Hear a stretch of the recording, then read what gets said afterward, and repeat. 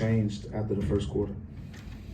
I mean, it was definitely not a great showing in the first quarter. I thought they had a lot of momentum with their ball movement, body movement. I thought we were getting great looks on the offensive side, and we just, didn't have our game legs going in the first quarter. We weren't playing with the pace that we needed to. When we did touch the paint, we got great looks. We missed those shots.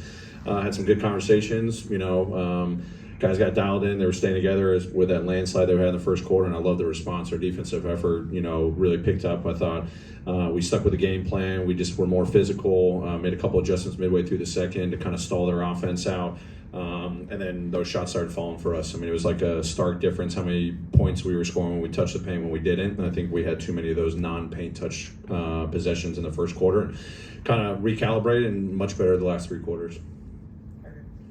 Taylor, it seemed like that early denial pressure that Jalen was putting on Halliburton really kind of knocked him out of his comfort zone. How did you see Wells' early pressure kind of set the tone for the kind of night defensively he was going to have against Halliburton?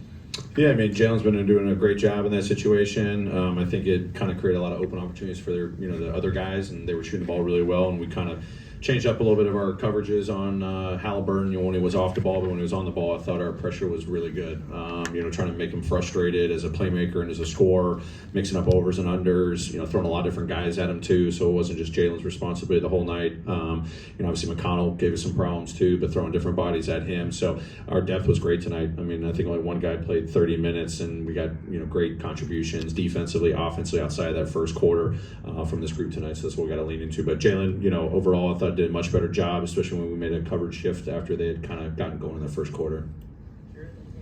I think coming into this week, you talked about how it would be an important week, and now you won every game on the homestand. How would you just surmise the week that was, for your team? Yeah, it was a great week, busy week for sure. We asked a lot of our guys, coming in after the road game in Chicago when we were playing every other day. You got the holidays, you got early starts. I mean, this stuff happens in the NBA, but we didn't let the trap get us. We came in, we were intentional when we had shoot-arounds, we were intentional when we had film, we were intentional when we had practice, we were intentional when we had individual days, when we had off days as well. But we asked a lot of our guys, and obviously, three pretty nice wins to start before this one, but being able to get tested like this in the first quarter where you're down 19, 17, but you got the full 48 minutes. Guys were coming together. As testy as it was, they came together. We figured it out where we needed to tighten things up defensively, understand what we were doing offensively, and we just weren't getting the results. Stick with the game plan, even do it faster, quicker, with more determination. This is probably the most impressive win of the week. At the tail end of it, 3 in a row at home with wins, and being down almost 20 points in the first quarter against a team that was playing extremely well. What they can do offensively, but then to clamp down and only allow 23-23 in the next two quarters, I think that really turned the tide. Coach, I know you don't look at wins and losses, but being 5 in a row, going into the top 3 in the East, is it easier to coach those guys for the buy-in when you've gotten so much success with the wins and the wins and the standings? I mean, the vibe's good for sure. I mean, everyone acknowledges, the wins that have been, accruing, but I think they are very mindful of why it's accruing. We're winning in a lot of different ways. We have different guys stepping up every different night. We're getting contributions up and down the lineup, but, sometimes one guy's just got to stand a little bit more. He has that night, and it's not just one guy's show or 2 or 3 guys' show. The collective nature, I think, I don't know what the math is, but probably averaged over 30 assists, in the last couple of games. That's what we got to predicate ourselves on. We've got to get more to the paint. We're just figuring out where we've got to win ball games a lot of different ways. We understand what that low-hanging fruit is that we talked about as a team, and I love the improvement that we're making just day after day, and we just got to be mindful of, again, how we're practicing, how we're watching film, how we're individually developing, and as long as guys are focused on that, the results will, come as they come. Coach, what's it like coaching a game where the pacing is so quick and it seems like each possession was barely saw 10 seconds left on the shot clock? Yeah, I mean, it's a lot of fun. I mean, it's obviously how we want to play on the offensive side. We want to keep our engine running. Defensively, we knew that was going to be a big challenge. They didn't try to even, try to slow them down. I thought they were really getting after. We were missing some shots. Our full court defense wasn't being built like it needed to. But then I thought as the game went on, obviously we started making some shots. It makes it a little bit easier.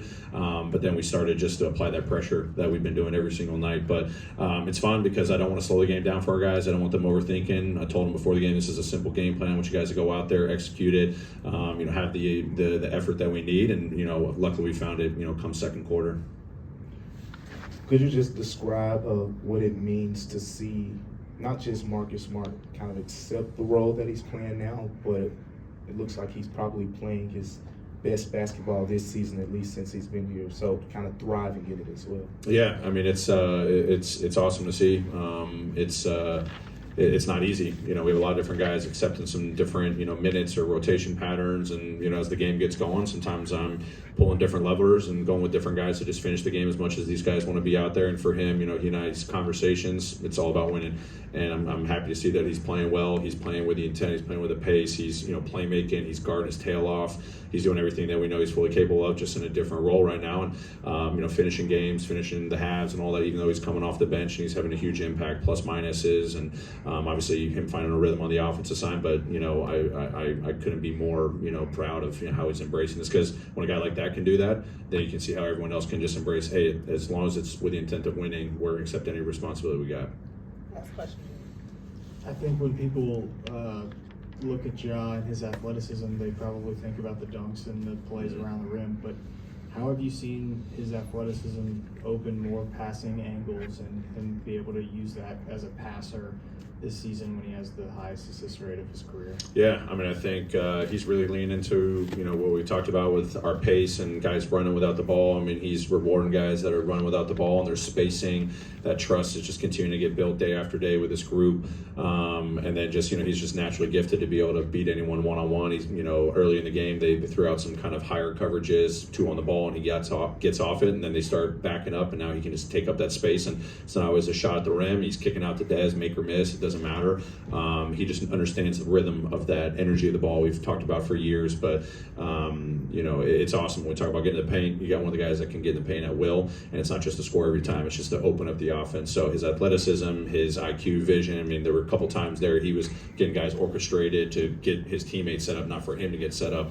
And that unselfishness goes a long way. So supremely gifted, and I'm just, proud of just his embracing of what we're trying to accomplish offensively and how he's a huge driver of it.